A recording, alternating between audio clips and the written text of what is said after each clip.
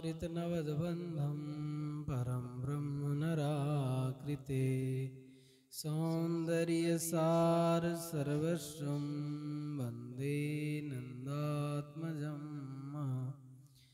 प्रपन्नपारिजाताय स्तोत्रवेत्रैकपाणये ज्ञानमुद्राय कृष्णाय गीतामृतदुहे नमः। वसुदेवसुतं देवं कंसचाणूरमर्दनं देवकी परमानन्दं कृष्णं वन्दे जगद्गुरुम्।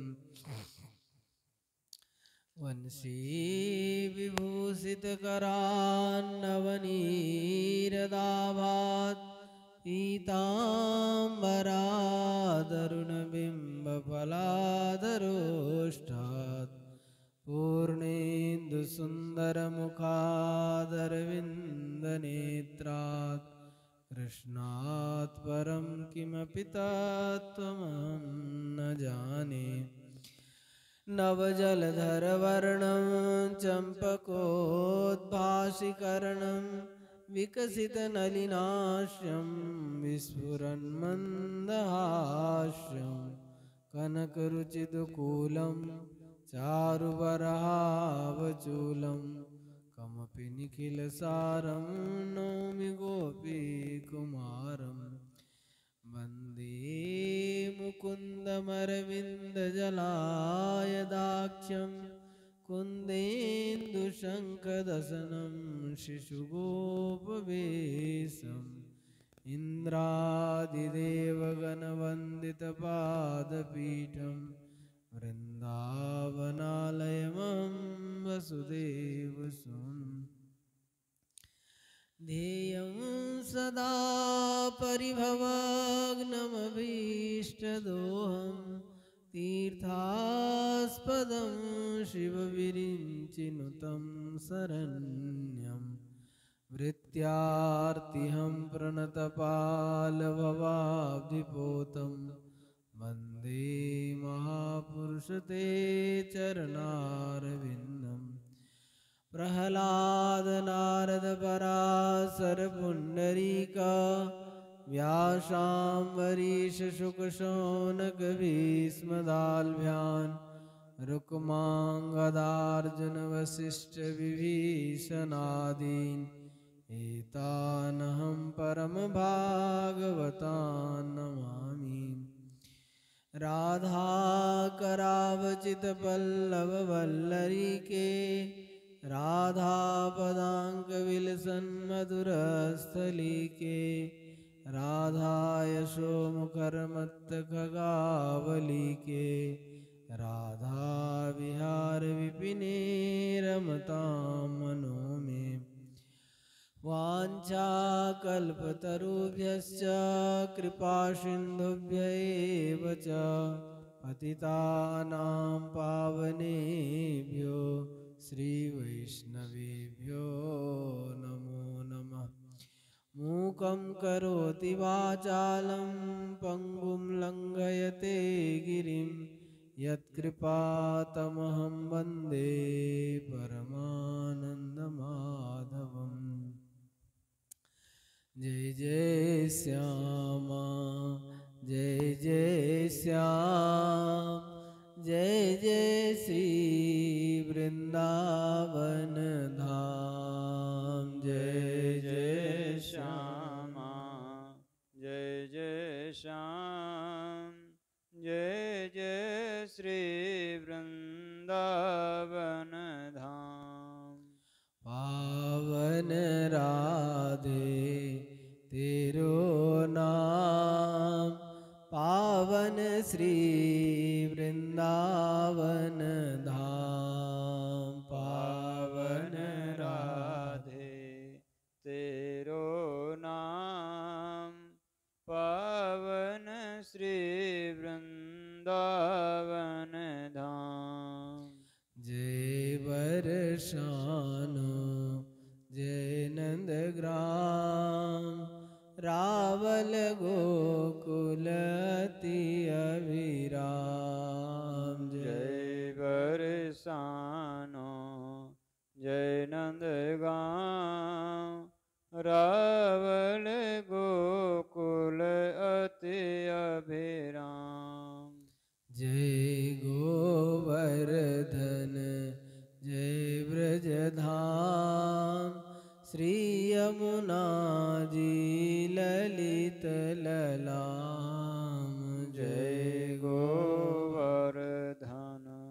जय ब्रज धाम श्री यमुना जी ललित ललाम।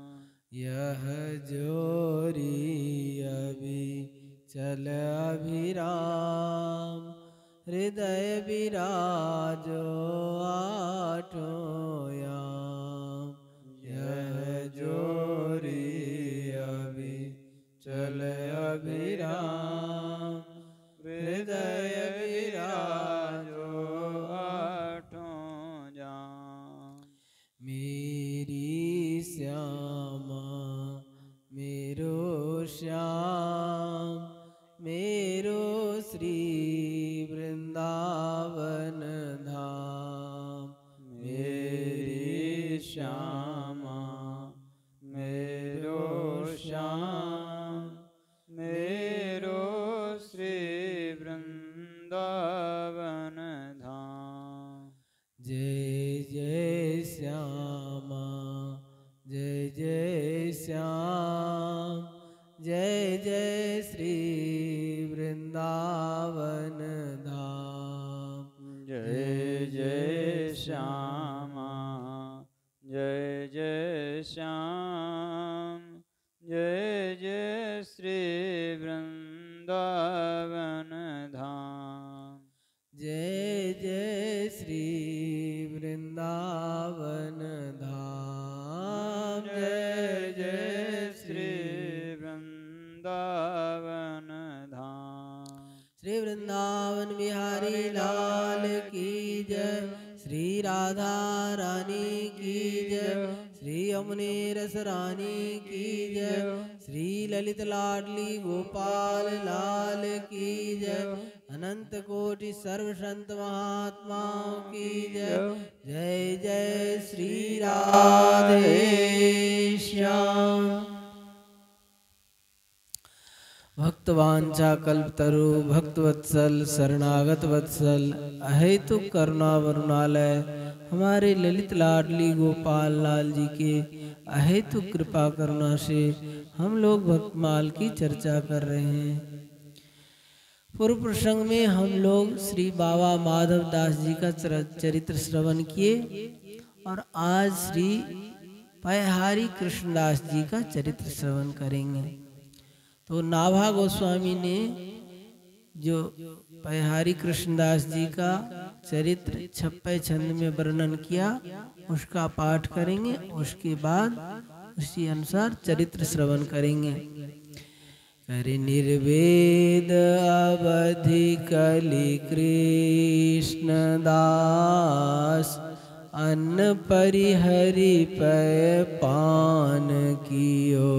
निर्वेद अवधि कलि कृष्णदास अन्न परिहरि पय पान कियो।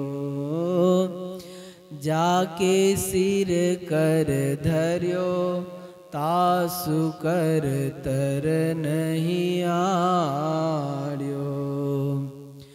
अर्प्यो पद निर्वाण शोक निर्भय कर छार्यो।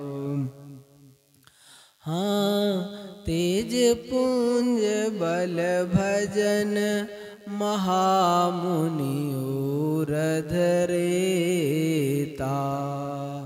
हाँ सेवत चरण सरोज राय राना भुविजेता। दाहिमा वंश दिन कर उदया संत कमल हिय सुख दियो। निर्वेद अवधि कलि कृष्णदास अन्न परिहरि पय पान कियो। निर्वेद अवधि कलि कृष्णदास अन्न परिहरि पय पान कियो। करे इस कराल कलिकाल में कृष्णदास जी अन्न का परित्याग करके केवल दूध ही पी करके भगवान का भजन किए। और ये वैराग्य के सीमा थे। और आपने जिसके सिर पर हस्तकमल रखा, मतलब जिसको शिष्य बनाया, उससे कभी कुछ जांचना नहीं किए, कभी उससे कुछ मांगे नहीं। और अर्प्यो पद निर्वाण, मतलब जिसको शिष्य बनाए उसको सीधे भगवत प्राप्ति, ठेठ निर्वाण पद की प्राप्ति करा दिए। करे उसे भगवत पद मतलब मोक्ष का अधिकारी बना दिया और सांसारिक मोह से सदा के लिए छुटकारा दिला दिया। अर्प्यो पद निर्वाण शोक निर्भय करि छाड़ी, संसारिक शोक मोह से छुड़ा दिए। और ऐसे श्री पयहारी जी भक्तिमय तेज के समूह थे और आप में अपार भजन का बल था। बाल ब्रह्मचारी योगी होने के कारण आप ऊर्ध्वरेता हो गए। भारतवर्ष के छोटे बड़े जितने राजा महाराजा थे वे सभी आपके चरणों की सेवा करते थे। दधीची वंश के ब्राह्मण के वंश में उदय होकर आपने भक्ति प्रताप से भक्तों के हृदय कमलों को सुख दिया। करें निर्वेद, निर्वेद मतलब वैराग्य। करें वैराग्य किसे कहते हैं? जो देखे सुने हुए जितने सांसारिक भोग वस्तु है, इहलोक का परलोक का स्वर्ग आदि सुखों का भी भोग के उपस्थित होने पर भी मन का उधर आकृष्ट न होने का नाम, उससे अनासक्त रहने का नाम वैराग्य है। कहते ब्रह्मलोक पर्यंत दिव्य और दोनों प्रकार के भोगों से चित्त का भली प्रकार तृष्णा रहित हो जाना ही वैराग्य है। गोस्वामी तुलसीदास जी कहते हैं कि जानिए तब ही जीव जग जागा, जब सब विषय विलास विरागा। तो ऐसे वैराग्यवान आप थे। कहते वैराग्य क्या होता है? तो कह रहे हैं भोगे रोग भयम, कुले च्युति भयम, वित्ते नृपालाद भयम, मौने दैन्य भयम, बले रिपु भयम, रूपे जराया भयम, शास्त्रे बाद भयम, गुणे खल भयम, काले कृतांता भयम, सर्वम वस्तु भयावहम भुविनृणाम वैराग्य मेवा भयम। संसार में जितने वस्तु है, करे भोगे रोग भयम, कुले च्युति भयम, अरे भोग में रोग का, कुलीनता में पतन का, और धन वृद्धि में राजा का, मौन में दीनता का, बल में शत्रु का, सौंदर्य में बुढ़ापे का, और शास्त्र में वाद विवाद का। इस सब में कुछ, सब जितने संसारिक वस्तु है सब में कुछ न कुछ भय लगा हुआ है। और कहते हैं जो न सुखम देवराजस्य न सुखम चक्रवर्तिना, यत् सुखम वीतरागस्य मुनेर एकांतवासिना। करे एकांतवासी वैराग्यवान को जो सुख है वो देवराज इंद्र को भी नहीं है। और फिर बोले जो इस कराल कलिकाल में जहाँ पे दोषों का ही खजाना है, सब तरह के दोष ही भरे हुए, उस कठिन कलयुग में कृष्णदास जी अन्न का परित्याग करके केवल दूध पे ही निर्वाह किए और ऐसे वैराग्यवान रहे। वैराग की तो बात ही क्या, कलिन विराग जोग जाग तप त्याग रे। गोस्वामी जी ने लिखा श्री कृष्णदास जी इस युग में भी परम वैराग्यवान हुए। अब कह रहे हैं जो अन्न परिहरि पय पान कियो, कारण की सत्व स्वरूप परमात्मा की सात्विक उपासना करने वाले साधक को सात्विक भोजन ही वो लाभदायक होता है। कहते ये आवश्यक है, जैसे दूध फल आदि ये सात्विक फल हुआ, और अन्न हो गया राजसी, और मांस आदि ये तामसी भोजन हुआ। तो कह रहे जैसा खावे अन्न वैसा बने मन, जैसा भोजन करें उसी अनुसार तो मन होगा। तो ये इस बात को विचार करके सब कुछ त्याग करके केवल दूध पे ही निर्वाह करते थे। और कह रहे हैं तुलसीदास जी महाराज कहते हैं कि तुलसी, अब कह रहे हैं आगे जो और जाके सिर कर धरियो, मतलब जिनको शिष्य बनाए तो उनसे कुछ याचना नहीं किए, क्योंकि याचना करने वाला किसी को अच्छा नहीं लगता है। स्वामी जी महाराज कहते मांगने जाते और किसी से मांगने जाए तो मांगन गया सो मर गया, और मरकर मांगन जाए और उससे पहले वो भरा जो रहते भी नट जाए। तो कह रहे हैं ऐसे ये किसी जिसको शिष्य बनाए और उससे तो कुछ कभी मांगे ही नहीं जीवन भर। अब कह रहे हैं जो अर्प्यो पद निर्वाण, और जिसको शिष्य बनाए उसको भगवत प्राप्ति करा दिए। कह रहे हैं जो यह गुरु की परमोदारता है कि इनको भगवत धाम दोनों में से मुक्ति या भगवत धाम कुछ भी समझ लीजिए, ऐसे उनको जिनको शिष्य बनाए उनको भगवत धाम में पहुंचा दिए। और भगवत धाम क्या है? जो न तद्भासयते सूर्यो न शशांको न पावक यद गत्वा न निवर्तन्ते तद्धाम परमम मम। भगवान का धाम क्या है? जिसमें जाने के बाद फिर वहां से वापस लौटना नहीं पड़ता, वो भगवान का धाम है। ऐसे भगवत धाम को पहुंचा दिए, तो वही मेरा परम धाम है। अब कह रहे हैं जो शोक निर्भय कर छाड़ियो, आपने अपने आश्रित लोगों को जीवन मुक्त बना दिया, जिनको शिष्य बनाए उनको जीवन मुक्त कर दिए। करे आपके स्थान जयपुर गलताग आदि में सहस्त्रों संतों की नित्य प्रति सेवा होती थी। श्री कृष्णदास बिहारी जी साक्षात शत्रुघ्न जी के अवतार थे। करें शत्रुघ्न जी ने आजीवन भक्त शिरोमणि श्री भरतलाल जी की सेवा में रहते थे, तो वो जी भर के आंख खोल करके श्री राम लला का दर्शन भी नहीं कर पाते थे कभी। क्यों?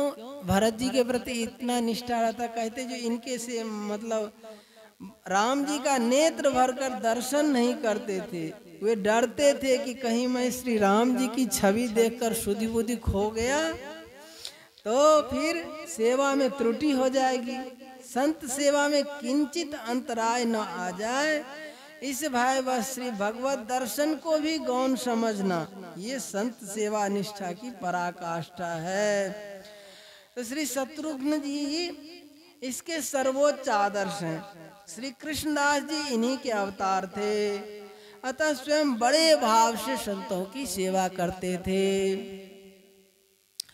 अब करे जाके सिर कर धरियो तातर न आड़ियो हाथ, दिनो बरोबर राजा कुलू को जो साखिए, परबस कंदरा में दर्शन दियो आनी, दियो भाव साधु हरि सेवा भी लाखिए, गिरी जो जलेबी थारु माझते उठाई बाल, भयो ही ये साल बिन अर्पित चाखिए, लय करी खड़ग ताही मारन उपाय कियो, जियो संत ओट फिरी मोल करी राखिए। अब करे एक बार बिहारी कृष्णदास जी कुलू के वहाँ पहाड़ियों की ओर निकल पड़े और वहाँ गुफा में अनुकूल वातावरण देख करके वहीं पे इनका मन लग गया और भगवान के भजन में लग गए। अब लग जाने से क्या हुआ, संजोग से अब भोजन पानी का व्यवस्था कैसे हो। जैसे नारद जी गए थे हिमालय में तो उनको भजन में मन लग गया, अनुकूल वातावरण देख करके भगवान का भजन में मन लग गया। कह रहे जो हिमगिरी गुहा एक अति पावनी, वह समीप सुरसरी सुहावनी, आश्रम परम पुनीत सुहावा, देखी देव ऋषि मन अति भावा। इसी प्रकार से इनका मन वहाँ लग गया तो कंदरा में भजन करने लगे। 2-3 दिन बीत गया। अब भोजन पानी का कोई व्यवस्था तो है नहीं और भोजन करते भी नहीं थे। ये क्या हुआ, संजोग से वहाँ के एक गाय जाती थी, गाय चराने वाले सब जाते थे, तो वहाँ उस झुंड में से एक गौ माता वो चली जाती गुफा के पास, और गुफा के पास जाकर के उनके थन से आप दूध गिरने लगता था। तो पयहारी कृष्णदास जी सोचे जो भाई अब क्या करें, भूख तो लगी है लेकिन दूसरे का दूध कैसे ले ले। फिर भगवत इच्छा विचार करके उन्होंने कहे जो भूख तो लगा ही है और ये अपने आप दूध दे रही है, तो उनसे अपना कमंडलू में दूध भर लिए और उसको कपड़ा से छान करके और दूध पी लिए। उसी से इनका निर्वाह होने लगा। ऐसे वो गौ माता जो है रोजाना ऐसे ही करती, जाती जंगल में चरने के लिए, रोजाना झुंड से अलग जाके वो गुफा के पास चली जाती और रोजाना इनको दूध पिला करके फिर वापस आ जाती। गाय चराने वाला ग्वाला सोच रहा है भाई ये रोजाना ये गाय इधर कहाँ जाती है। तो एक दिन जो है उसके पीछे लगा, उसके पीछे पीछे देख रहा है जो क्या कर रहा है, छिप करके देख रहा है। तो ऐसे जा करके गुफा के द्वार में ऐसे दूध दे करके आ जाती। और तो कृष्णदास जी पयहारी जी का जब दर्शन किए वो ग्वाला वो दिव्य तेज को देख करके वो बड़ा प्रभावित हुआ।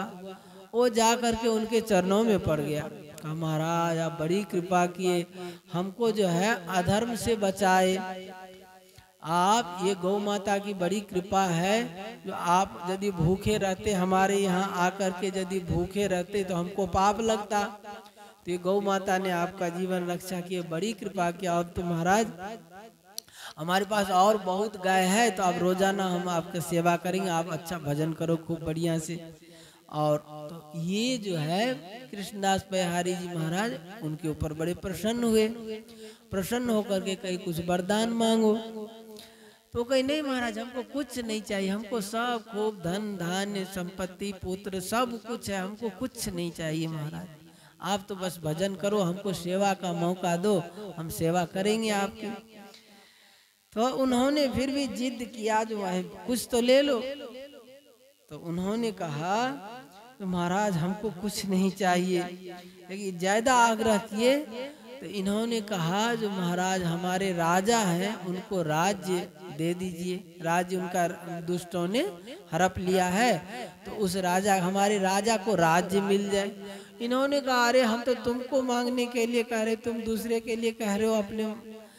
तो कह रहे नहीं महाराज हमको तो कुछ नहीं चाहिए, देना है यदि तो हमारे राजा का राज्य वापस दिला दीजिए।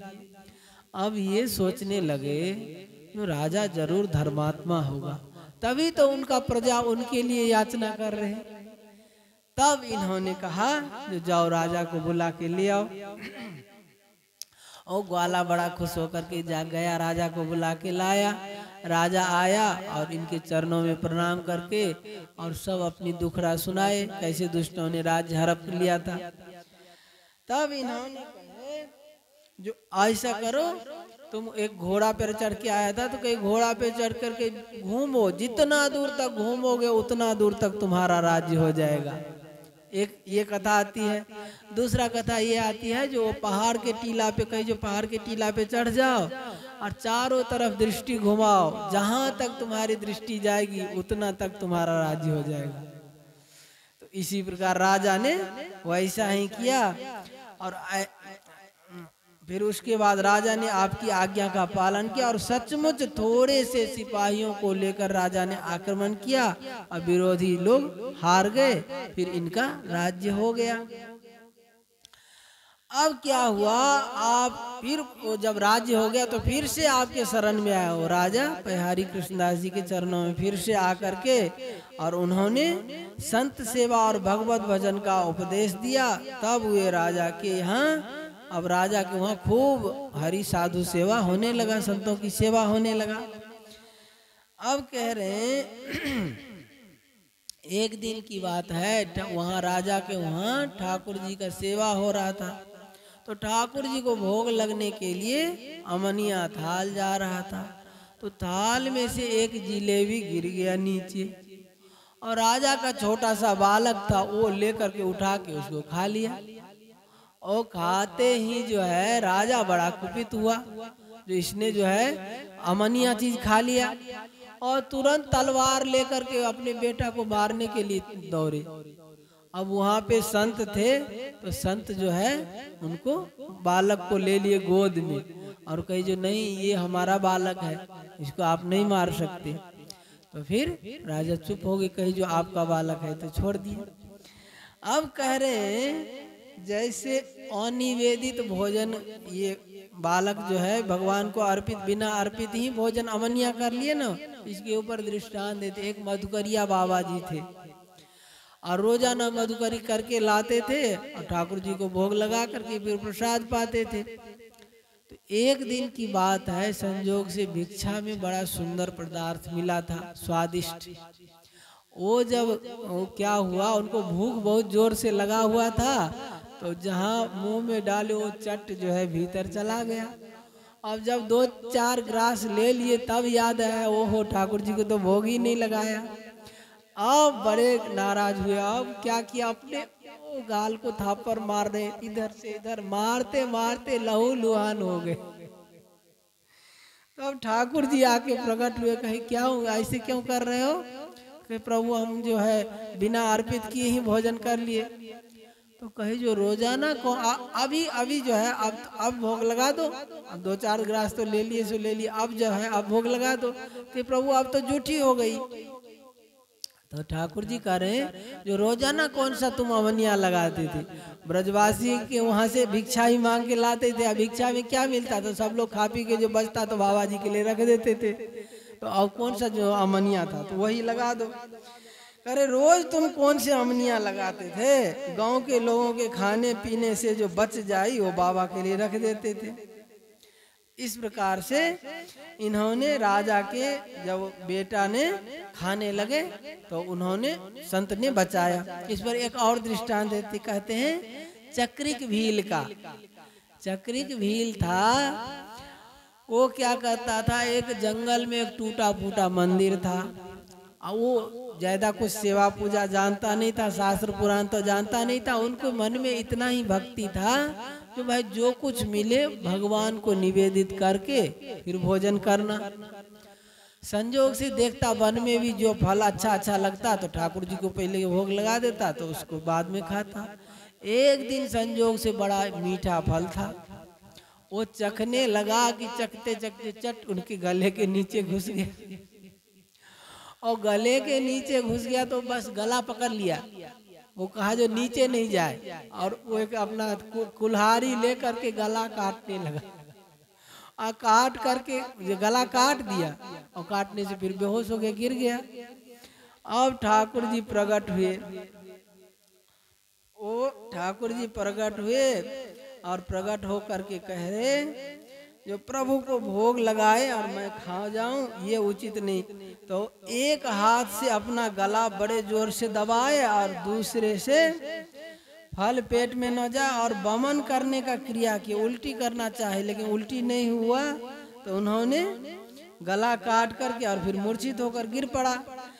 और उसके सरल भाव पर रीझ कर भक्तवत्सल भगवान ने प्रकट होकर अपना श्री कर कमल उसके मस्तक पर फिराया और उसकी समस्त पीड़ा तत्काल दूर हो गई, शरीर स्वस्थ हो गया।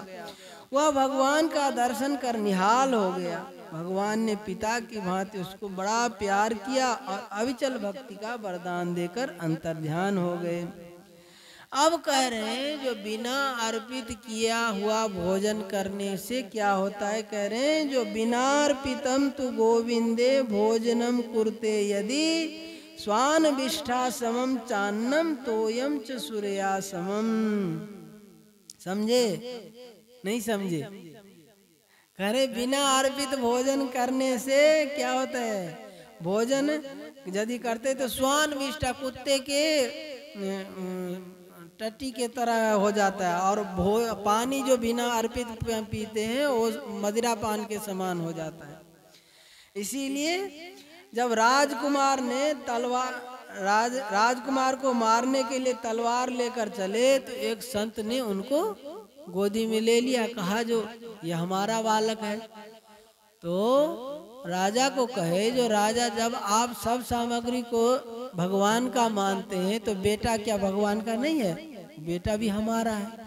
तो इनके मन में, राजा को भी मन में खुशी हुआ जो संत लोग हमारी वस्तु को अपना मानते, मतलब बेटा को अपना मान रहे, तब तो ये बचा लिए। तो बोले अच्छा महाराज, और फिर राजा कहे तो अब मेरा बेटा हो गया, अब हम आपकी यदि चाहिए लेना चाहते हैं तो कुछ मूल्य दे करके ले लीजिए। कह रहे आपका है तो हम नहीं मारेंगे। राजा ने कह दिया जो आपका है तो हम नहीं मारेंगे। राजा यह विचार कर मन ही मन बड़े प्रसन्न हुए कि संतों ने हमारी वस्तु को अपनी मान ली। अब कुछ दिन बाद संत जी बोले कि हम तीर्थाटन के लिए जाएंगे तो कुछ द्रव्य की आवश्यकता है, अतः मैं अपने इस बालक को बेच रहा हूँ। राजा का बेटा है, कह रहे हम अपने इस बालक को बेच रहा हूँ, आप ले लीजिए। राजा हंस गए।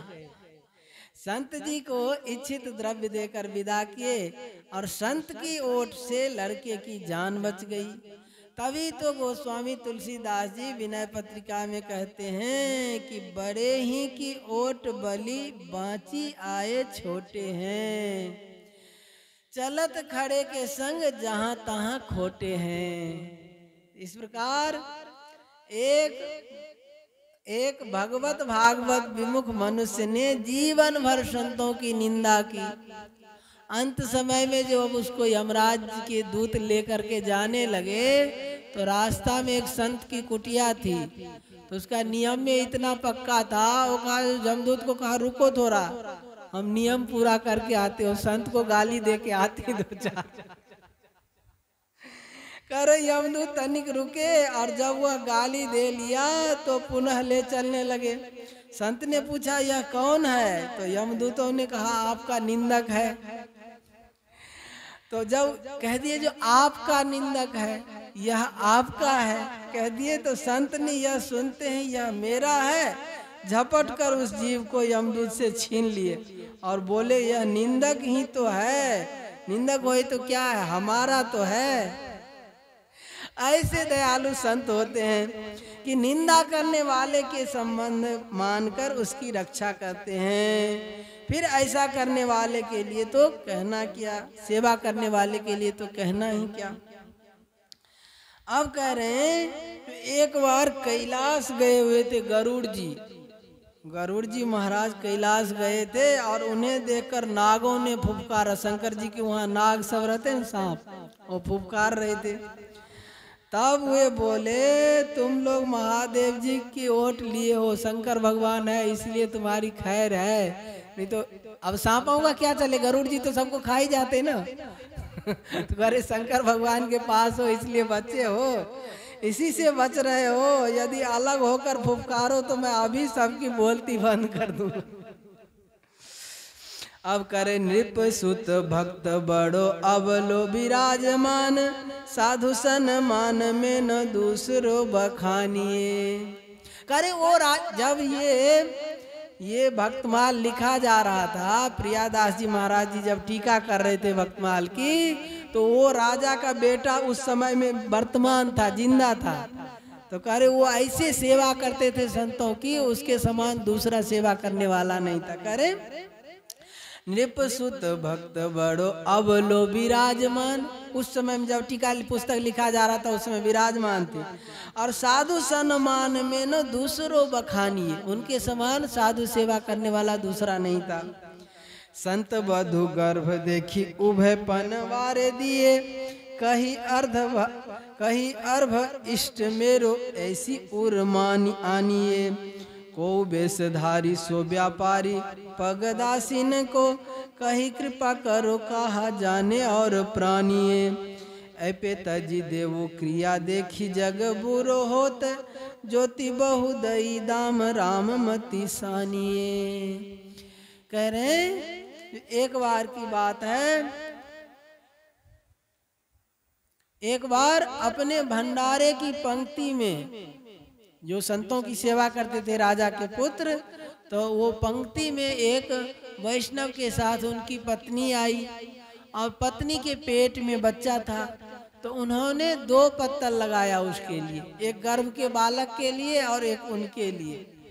कह रहे हैं जो वो सब पत्नी को गर्भवती देकर उसे 2 पत्तलें दी और कहा गर्भस्थ बालक भक्त है और भक्त मेरा इष्ट है, मैं ऐसा मन में मानता हूँ। कोई वैष्णव वेशधारी मनुष्य था, वह जूतियों को बेचता और गांठता था। उसे देखकर राजपुत्र ने उससे कहा, भगवान आप कृपा कीजिए, आप दूसरे लोगों को संत मानकर उनकी जूतियों की सेवा करते हैं, पर आपके इस गुप्त भाव को तुच्छ प्राणी क्या जाने, इसलिए आप इस जूती सेवा कार्य को छोड़ दीजिए। इस वेश को धारण कर और इस कार्य को देखकर लोगों के मन में कुभाव होता है। ऐसा कहकर उसे वैष्णव सेवा और स्वनिर्वाह के लिए बहुत सी खेती दी, भूमि और धन दिया, साथ ही उसे ज्ञान प्रकाश भी दिया। उसकी बुद्धि राम में रम गई। अब आगे प्रसंग आता है, जो आमेर के जो राजा थे, वो गलतागादी के तारानाथ, उसका कनफटा साधु होता है उधर नाथ संप्रदाय के, तो कह रहे वो सिद्ध कनफटा योगी के शिष्य थे। आमेर के जो राजा थे वो कनफटा साधु के शिष्य थे, और उनकी पत्नी थी बालाबाई, वो पयहारी कृष्णदास जी के शिष्य थे। वो बचपन से पहले, विवाह से पहले ही कृष्णदास पयहारी जी के शिष्य हो गए थे। अब क्या हुआ, ये जो कनफटा साधु थे वो क्या करते थे, राजा को जोर जबरदस्ती करते, जो रानी को कहो हमारा शिष्य बन जाए।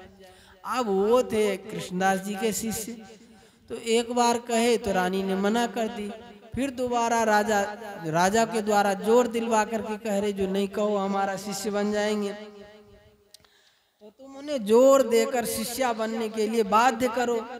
तो गुरु की बात मानकर राजा ने रानी पर दबाव डाला। तब रानी जी परम सिद्ध सदगुरुदेव श्री कृष्णदास पयहारी जी का स्मरण किए और हठ पकड़ गई। करे भक्ति पक्ष हठ नहीं सठताई। तो इसके बाद श्री बालाबाई जी ने श्री पयहारी जी को पत्र लिखकर यहाँ की स्थिति सूचित करते हुए आने का अनुरोध किया। तो श्री पयहारी जी महाराज रानी की प्रार्थना स्वीकार कर विचरते विचरते जयपुर आए और गलता गंगा में स्नान करके कनफटे साधु, उनका जो आश्रम था कनफटा साधु का, उसी आश्रम के पास में जा करके अपना धुनी लगाए, आसन बिछाए। कनफटे ने इनको वहाँ स्थान में रहने नहीं दिया, वहाँ से भगा दिया, कहा जाओ यहाँ से। तब ये उसके आश्रम से अलग समीप ही एक वृक्ष के नीचे धुनी लगाए, वहां से हट करके दूसरे जगह चले गए। अब कह रहे इनको वहां भी नहीं रहने दिया, क्यों, ये दिव्य, इनका स्वरूप में ही दिव्य तेज था, तो सोचे जो कहीं हमारा प्रभाव कम न हो जाए, इसीलिए उनको वहां से हटाए। करे एक तो वह बैरागी साधु से स्वाभाविक ही जलता था, वो जो कनफटा साधु था वो बैरागियों से स्वाभाविक जलता था। दूसरे उसको भय था कि कहीं इसके परम तेज को देखकर प्रभावित होकर लोग इनको पूजने लगे तो हमारी सिद्धाई फीकी पड़ जाएगी। तो अतः समीप आकर गरज कर बोला, तुम शीघ्र यहाँ से धुनी उठाकर भाग जाओ, अन्यथा कुशल न होगी।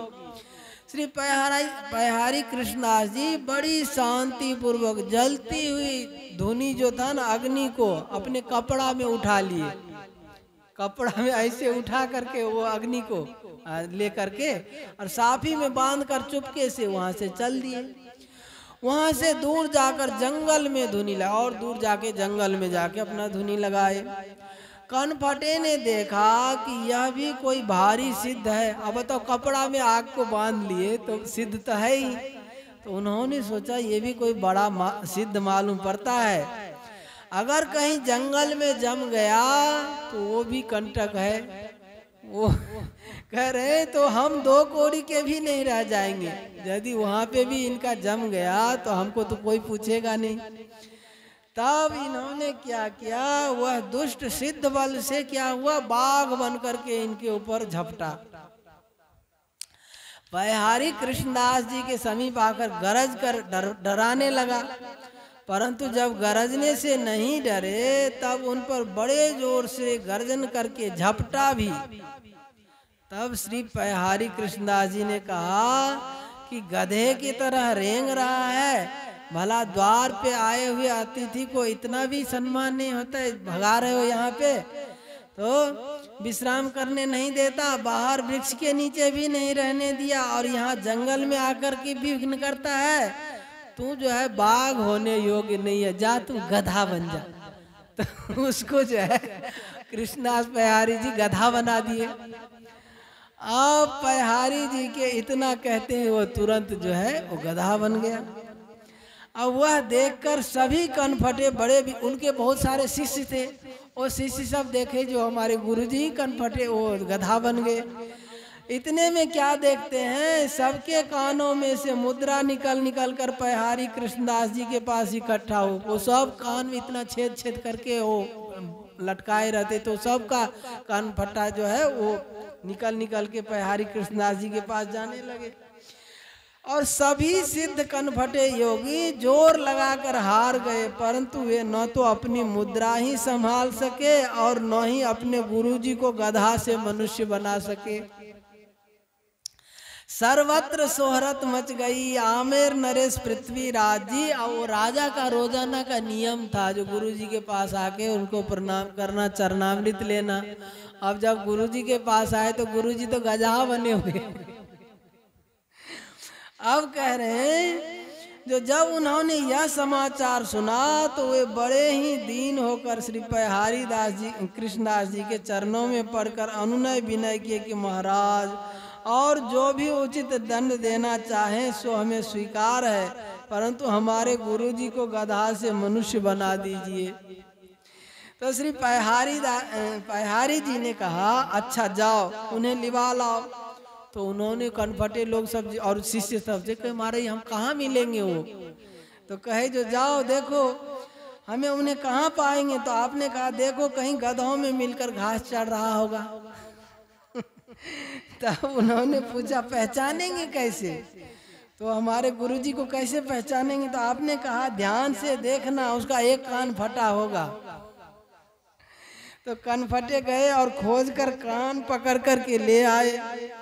श्री पयहारी जी ने कहा पुनः कृपा करके उन्हें मनुष्य बना दिया और आज्ञा दी कि आज से कनफटा हमारी धुनी में प्रतिदिन काष्ठ लाकर डालेंगे।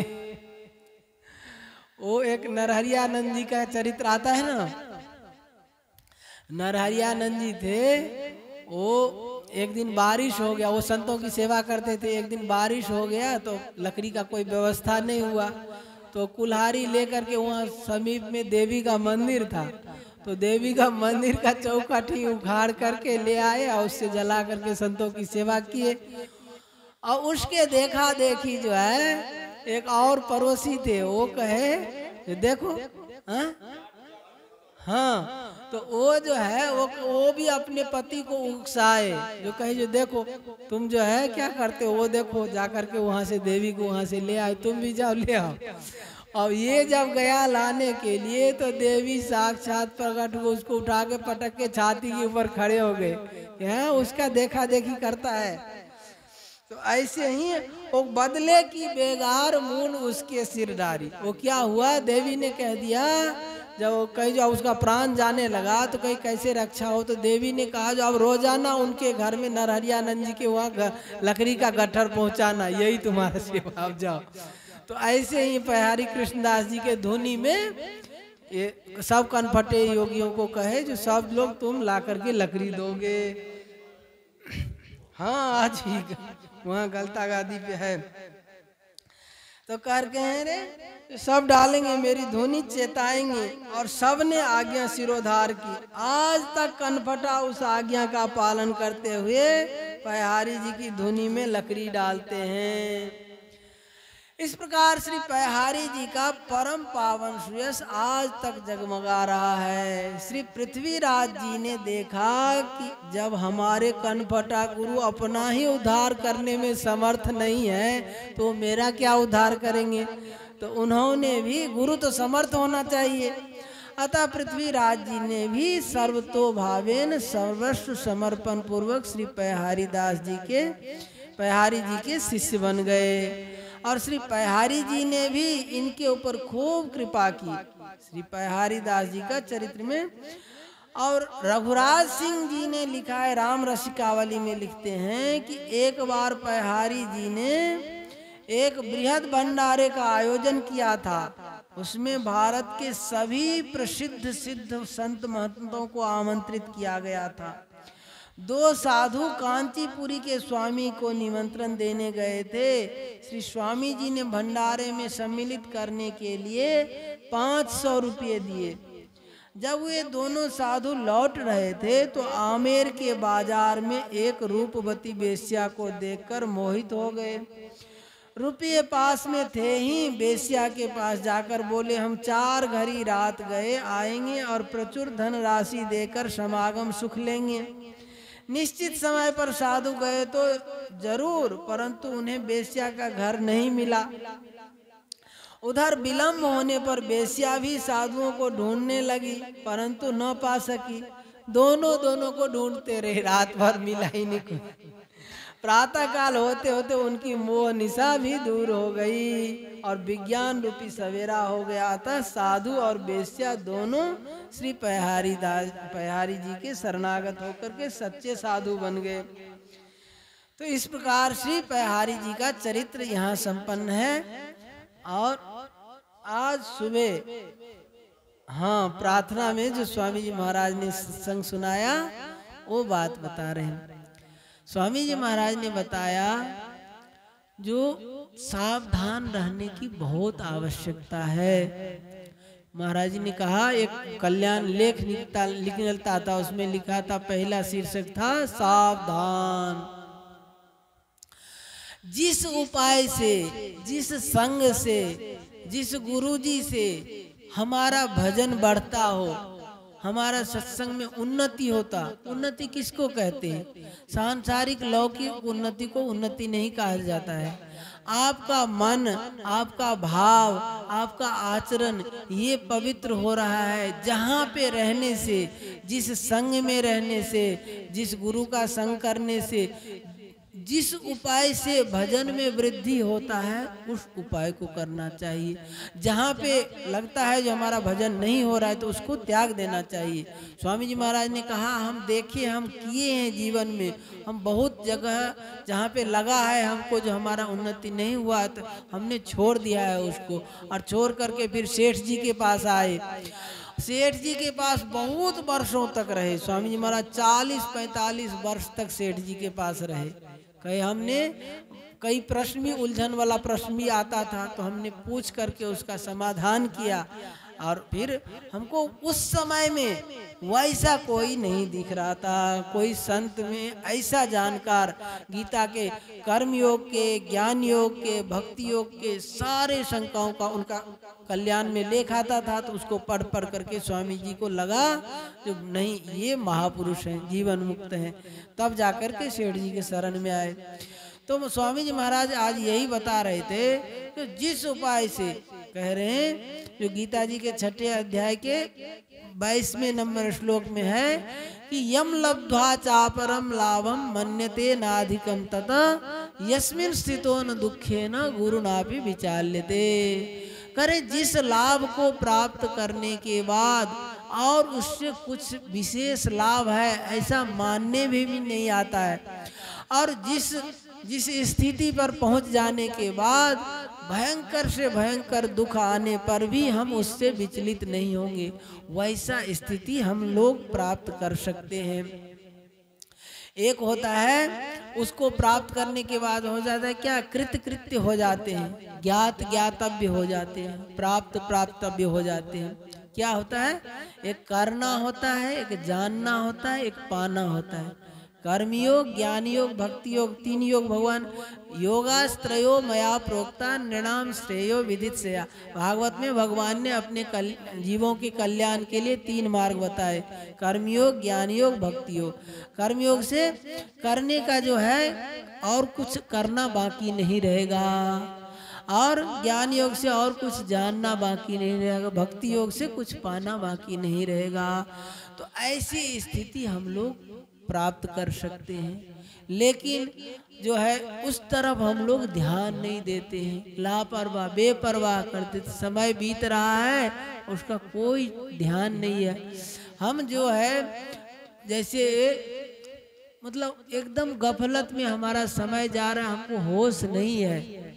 कल क्या होगा इसका कोई पता है? कोई ठिकाना तो नहीं है ना। पाव पलक का नहीं ठिकाना, करे काल की बात, क्या जाने क्या हो उसी दिन उगे प्रभात। आप लोग सबके अनुभव की बात है। सब लोग देखें, कोरोना आया था तो कितने लोग मारे गए। कोई समय है, बच्चे मारे गए, जवान मारे गए। स्वामी जी महाराज कहते हैं जो और सब सरकारी काम होता है उसमें छुट्टी होता है, रविवार को छुट्टी होता है, लेकिन ये मरने का इसका कभी छुट्टी होता ही नहीं। वो पेट में आने से मर जाता है, जन्मते मर जाता है, जवान में मर जाता है, बूढ़ा में मर जाता है, सब जगह 12 महीना और 7 दिन 24 घंटा सब समय खुला हुआ है। इसीलिए हम लोग किस भरोसे बैठे हैं? हम लोग किस भरोसे बैठे हैं? जो और महाराज जी कहे जो किसी के भरोसे मत बैठो, जो उसके कृपा से कल्याण हो जाएगा, वो कृपा कर देंगे तो उससे कल्याण हो जाएगा। और जितने भी काम है वो काम तो दूसरे कर लेंगे, लेकिन ये काम तो आपको ही करना पड़ेगा। अपना कल्याण वाला जो काम है ये तो आपको ही करना पड़ेगा। जैसे बीमार होता है आदमी तो दवा खुद को लेना पड़ता है, भूख लगता है तो भोजन खुद को करना पड़ता है, दूसरे कर लेने से हमारा पेट नहीं भर जाएगा।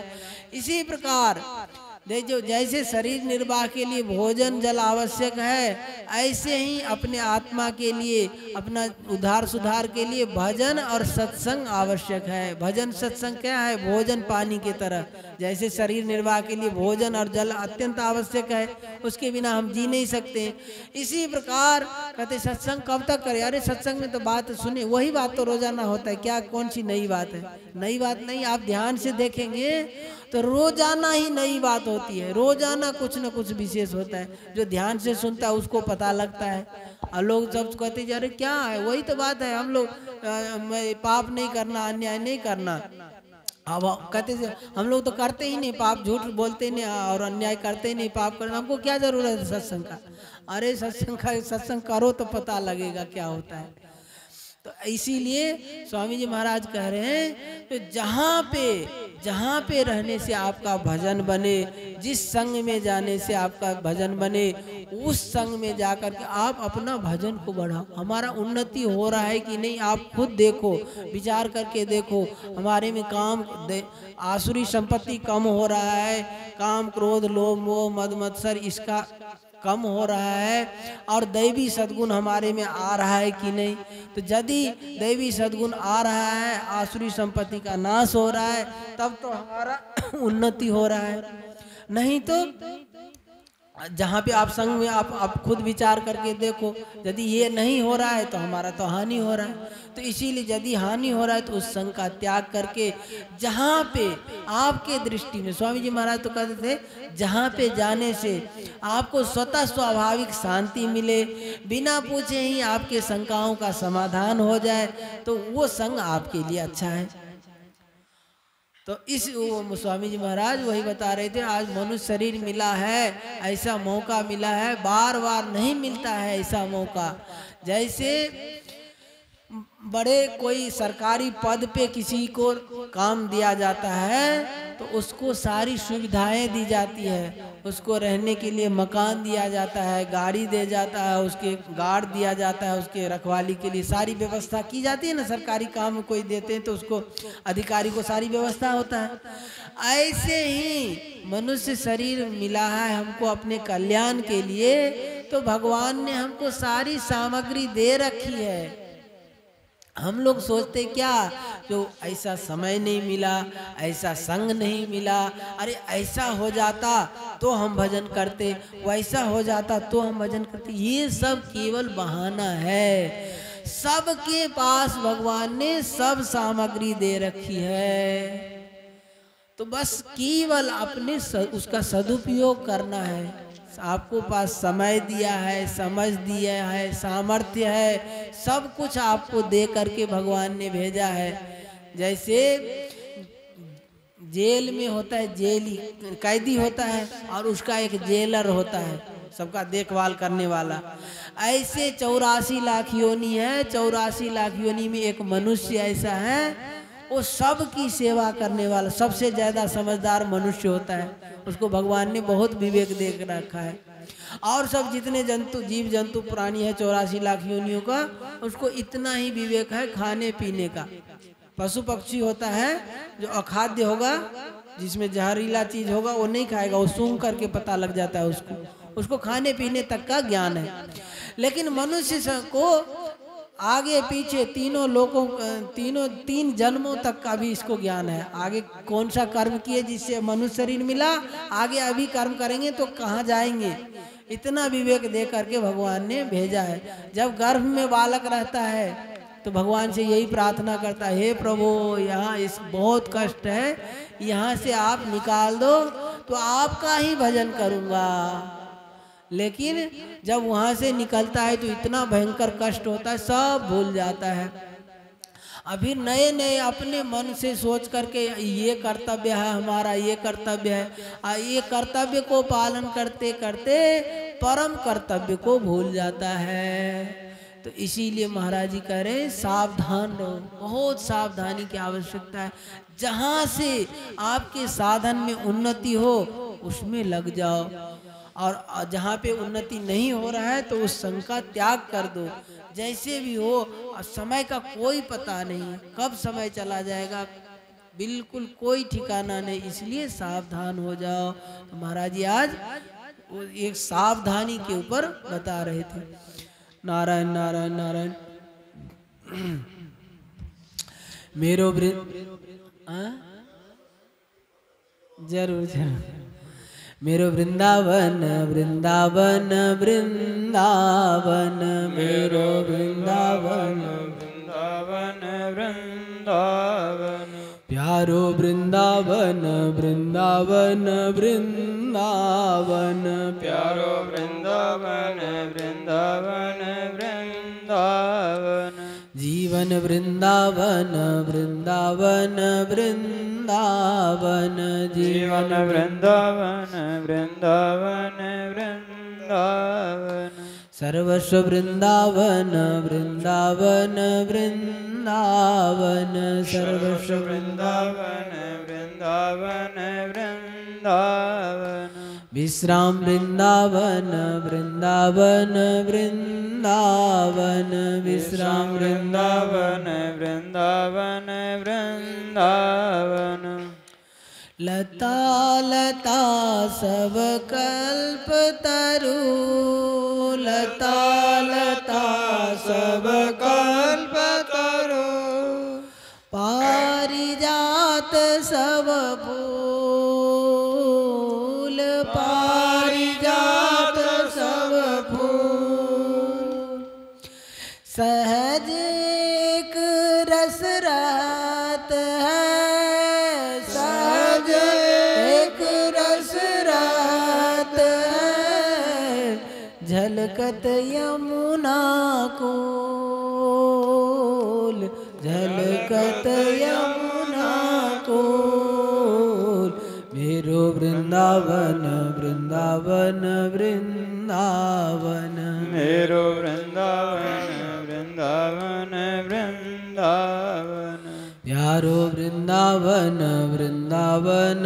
वृंदावन, प्यारो वृंदावन वृंदावन वृंदावन, जीवन वृंदावन वृंदावन वृंदावन, जीवन वृंदावन वृंदावन वृंदावन, सर्वस्व वृंदावन वृंदावन वृंदावन, सर्वस्व वृंदावन वृंदावन वृंदावन, श्री वृंदावन धाम की जय, श्री राधा रानी की जय, श्री यमुने रस रानी की जय, श्री ललित लाडली गोपाल लाल की जय, अनंत कोटि सर्व संत महात्माओं की जय।